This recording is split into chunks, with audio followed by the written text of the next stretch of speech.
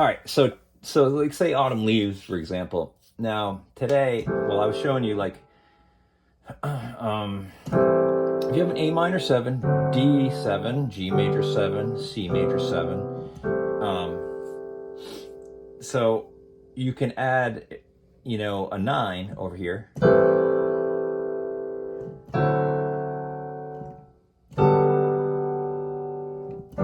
So I just added a 9 on every one of those chords, which is basically a whole step above the root for every one of them. A minor 7 is a B, D7 is an E, G major 7, A, C major 7, D.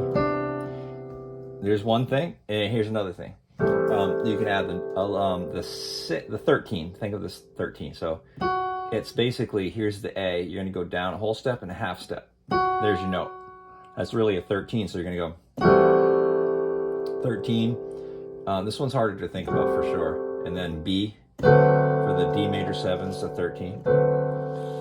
And then E. And then on this one is A. Now you could do both. You could do the 9 and the 13, which this is really going to make me think here. So,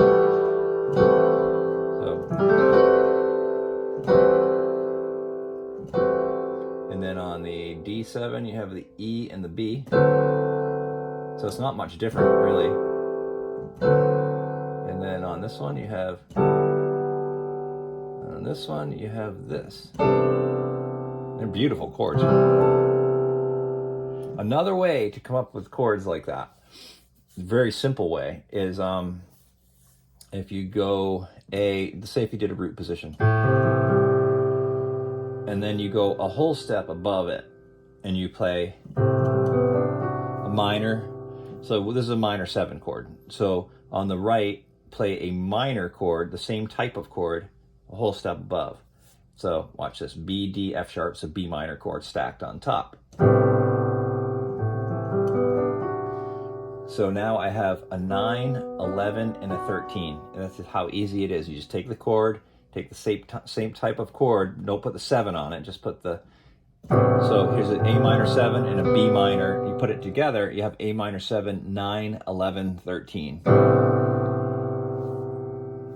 And then say if you did a D7, it doesn't matter how you do it. You know, D7, say you did that. I'll just do a root position so you can see it easier. D7.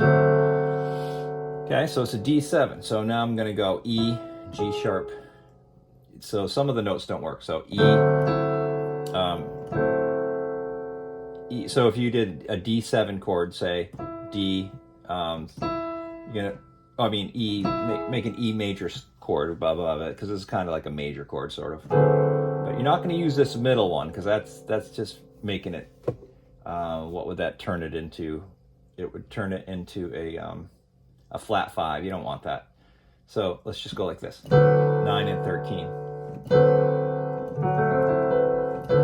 Because the 11s sometimes can be a little weird on chords. So let's just go 9 and 13, just like I was showing you the first time. So if you take a chord, you take a D7, put an E chord on top of it, but take the middle of it out. So here you go.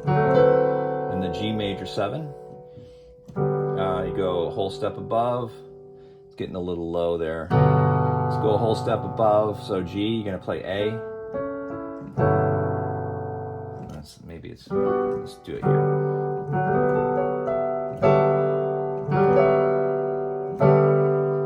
Now you probably don't want the sharp 11. This is a sharp 11, so we're gonna take the middle of it out. 9 and 13. And then when you go to the C major 7, you're gonna do a D chord above it. Gives you the 9, sharp 11, 13.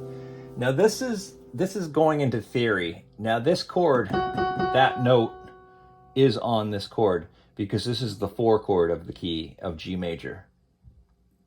The G major chord is the 1 chord, so you wouldn't put the sharp 11 on it. It just doesn't work. The sharp 11 on this chord is a C sharp. And it sounds... See, that doesn't work, but this does. This one. And I'll show you quickly why. This is the sharp 11, F sharp. That's in the key of G. It's naturally there. That's why it works. And the 4 chord is a Lydian. It's a big theory thing. So quickly though, to go through theory, if you had, say, the key of, we'll just do G. Okay, so in the key of G major, these are the chords: G major 7, A minor 7, B minor 7, C major 7, D7, E minor 7, F sharp minor 7 flat 5, and then it's back to G major 7. So that's what it is.